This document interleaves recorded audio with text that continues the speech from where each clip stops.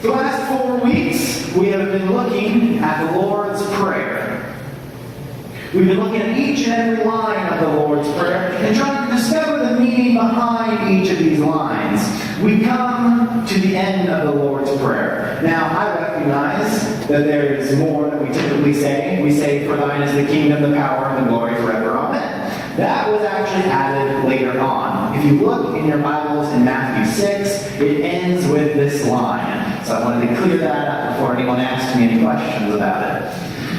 But we're here at the end of the Lord's Prayer. Lead us not into temptation, but deliver us from evil. Now, perhaps more than any other line that we've looked at, this line trips us up. Lead us not into temptation, but deliver us from evil. Up until this point in our sermon series, we've been asking questions of the Lord's Prayer in an attempt to uncover its meaning. But I have to be honest with you, church.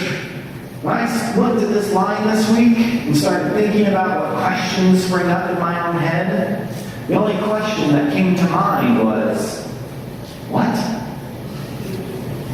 Because this is a tough one. I could start reading the list of questions that I kind of came up with, but it makes this line, this portion of the prayer, a little bit fuzzier. There are 4 key words here: lead, temptation, deliver, and evil.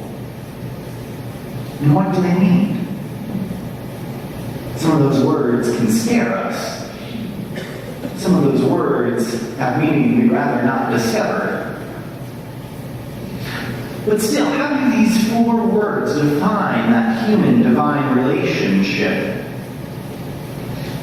Of course, the first question that jumps out at us is a simple one. Is it God that leads us into temptation? Because that's what it sounds like when we say the Lord's Prayer.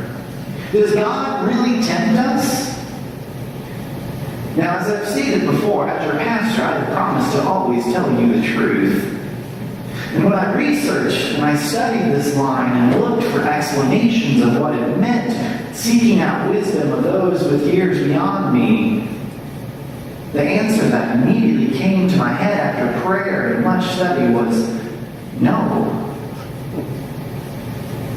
A God that's all-loving and all-knowing, that provides for all that we need, would not lead us into destruction. Surely not. The idea that God would cause us pain does not resonate with the God that I know. One idea that I ran into said, well, God is simply testing us in trials to see if we are faithful, to help us grow. Really? Is that how God works? That sounds more like an excuse my sophomore geometry teacher gave us to give us a really hard test. So church, I wrestled with this. I struggled with this line. Because it still seemed to me that's what this line was suggesting. But when we struggle with the line in the Bible, when we see something in Scripture we don't quite understand, we shouldn't run away from it. We should dive right deep into it. Try to understand what's going on here. I soon discovered that this line and its meaning have actually been debated throughout the history of Christianity. I saw ancient wisdom leaders, I saw popes, I saw writers, theologians with long names debate what this line actually meant. One said, this line is fine as is. God can lead us into temptation to test us and help us grow.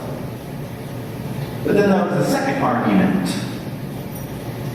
Many scholars made the argument that said the line that we read in the Lord's Prayer isn't quite right in the translation. It should read, to not lead us, let us fall into temptation. That God should not let us fall into temptation.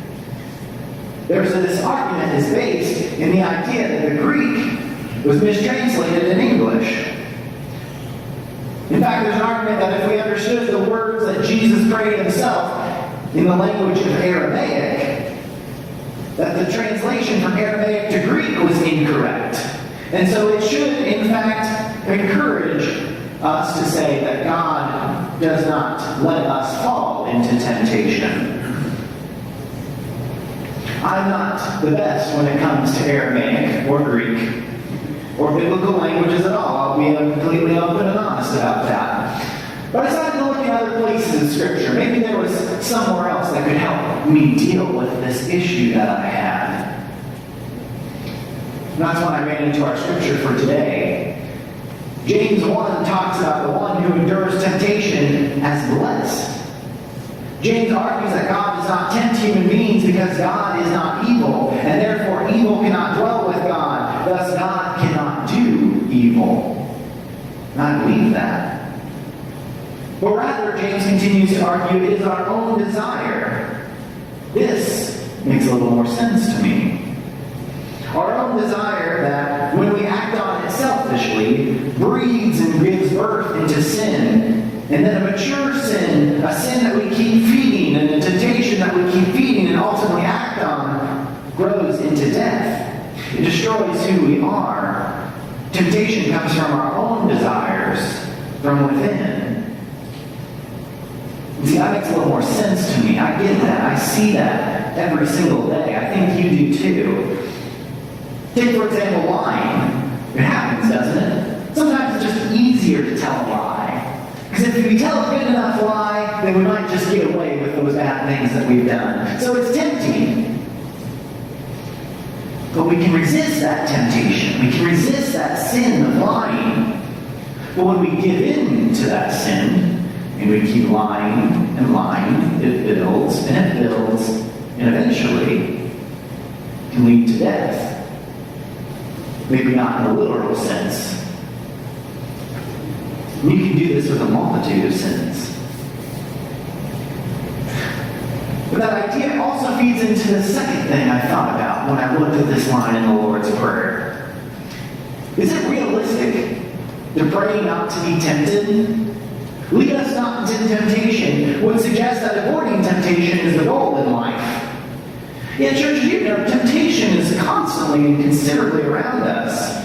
Evil is all around us. Temptation does not seem like something that is avoidable. In fact, if we read the Scriptures, Jesus himself was tempted. You may be familiar with this story.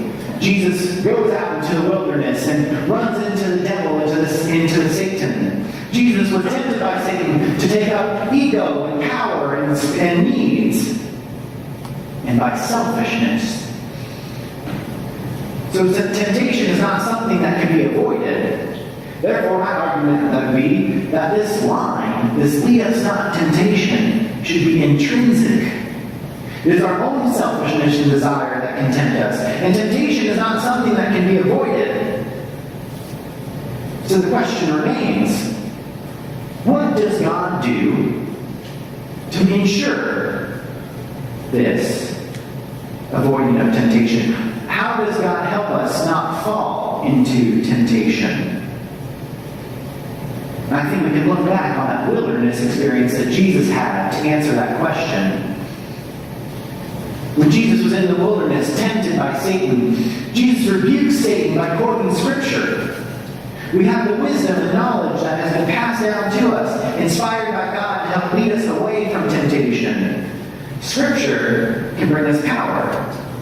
Deuteronomy 11:18 calls on the Israelites to put the words of God in their hearts and bind them on their hands, to keep God's word close to them. Now, this wasn't because God thought it would look good on them. Rather, God calls on the Israelites to do this so they can remember that God is always close to them, and that Scripture can be a powerful tool in facing the world. In addition, James 1 offers an explanation and some suggestions on how to expand this idea. Back in chapter 1, starting with verse 19, James calls Christians to be quick to speak quickly. James called Christians to be quick to listen, slow to speak, slow to anger, to rid ourselves of wickedness. But then James comes to the crux of how we are to live as Christians, how to avoid temptation and sin. James 1, verse 22 states, "Be doers of the word and not merely hearers who deceive themselves. For if any are hearers of the word and not doers, they are like those who look at themselves in a mirror. For they look at themselves and, on going away, immediately forget what they were like. But those who look into the perfect law, the law of liberty, and persevere, being not hearers who forget, but doers who act, they will be blessed in their doing." James is calling us to remember these scriptures. Keep what they say close to the heart, but also to actually do them. To do what they say. Avoiding sin and avoiding temptation requires more than just being able to know and say a bunch of scriptures. It is more than claiming you are a Christian and then turning around and causing pain, suffering, lying, cheating, and stealing with a smile on your face. It doesn't work that way. Sin will still seep in and cause suffering and death. For when we claim the name Christian, but do not do what God has called us to do, it is not resisting sin, but rather it is giving into it. You see, because sin throws off our relationship with God and gives us into our own desires for power, for control, and for dangerous, selfish, and reckless satisfaction. Those things can take us out of a right relationship with God. Therefore, sin is what we do when we don't do what God has called us to do. So the question remains, what are we to do? Because in a world too often governed by corruption and arrogance, it can be difficult to stay true to one's philosophical and literary principles. Evil is all around us. So, of course, the ending phrase in this prayer, "Deliver us from evil," ties directly into avoiding sin. Because sometimes we need a deliverer from sin. We need a deliverer to pull us back into a right relationship with God, and a deliverer to help save us from evil every single day. That task can seem impossible. But First Christian, the good news is that it's exactly who we have. Because 2,000 years ago, the one that forsook heaven, came to earth and lived, breathed, and loved right alongside us, was put to death. But it wasn't the end of the story. Because nothing, and I mean absolutely nothing, can separate us from the love of God, not even death. There is no lengths that God will not go to be in a right relationship with us. The light that came into the world cannot, will not, and shall not be extinguished by any forces, by any evil, by any sin. Christ overcame death and bestowed upon us grace that is always overflowing, and a freedom from that bondage of sin, that constant cycle that we find ourselves. Christ offers us freedom from it. Christ pulls us into a right relationship with the divine and reconciling the entire world to Him. But that is also not the end of the good news. Because even though God has reconciled the world to Himself, even though Jesus has came and offers us forgiveness, there is still evil in the world. It's still tempting us each and every day. There is a world of hurt and pain out there. You don't have to go far from our doorsteps to find it. It's simply a part of life that we feel despair and sadness.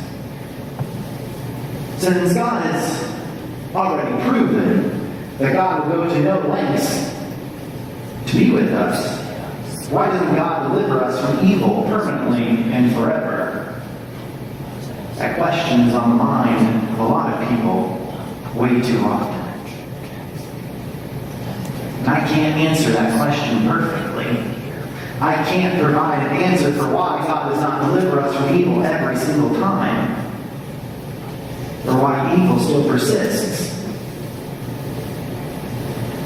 But I can say that God is always with us.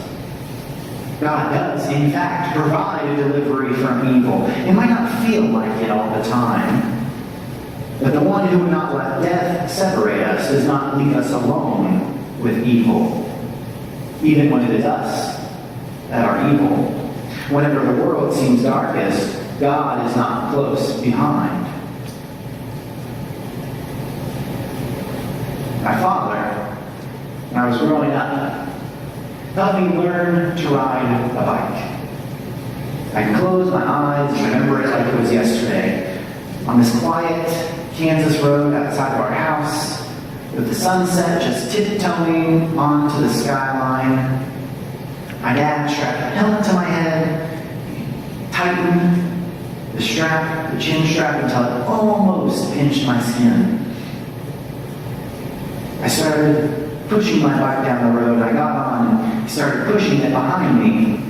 The rubber hummed against the pavement. My hands felt melded to the handlebars. The pedals rotated under my feet. The sounds of the cicadas seemed to sing out in approval. I heard my dad shouting behind me, pedal, pedal, you can do it, just keep pedaling, keep going, keep going, keep going. And just when I felt like I was on the precipice of flying, my dad let go of the bike. Not too long after that, I lost control, and I fell down. And I did the only thing that any little boy would do when their pride was laying on the side of the road with their bike. I started crying. I could feel the burn in my knee from the pavement. I felt sadness in my chest. My father ran over, helped me up, and cleaned me up. And one wouldn't blame my father. With the danger and risk of injury that comes with riding a bike, there is a lot of danger when it comes to riding a bike. It'd be safer to keep me away from that. It'd be safer to keep me away from riding a bike, from driving a car, from going to college. But that isn't what he did. He took me right back outside and had us go again and again and again, until finally I could ride my bike. And even though there were plenty of moments when I didn't want to keep going anymore, because you can only fall down so many times before you get frustrated, my dad still was patient with me, comforted me, encouraged me, told me I could do it. Now, I was bad. I was bad at riding a bike. It took a long time. And my father stayed right behind me, helping me every time I fell. Perhaps my father knew what joy riding a bike would give me. I wonder still if he knew the great times I had on that bike, riding to the park, entertaining my little sister by pulling her in a wagon behind it, frustrating my little sister later on in life when she learned to ride a bike, attempting jumps on hours upon end on my neighbor's bike ramp, spending entire summer days riding around with my friends, going from one house to another, making memories that lasted a lifetime. Dad couldn't have kept me from all that harm that could have happened. But he did his best to pick me up each time I fell. Isn't that, in a very, very, very small way, exactly what God does for us? Because even though the world is a dangerous place, with injury all around the corner, God does not deliver us by keeping us away from this world. Because God knows that this world that God created is full of wonders and beauty and joy that we can experience that make life worth living. God wants us to live life to the fullest, not to avoid it. Rather, when injury and danger close in, God delivers us by comforting us, loving us, walking with us, encouraging us, cleaning us up, and giving us peace that surpasses understanding each and every time. Lead us not into temptation, but deliver us from evil.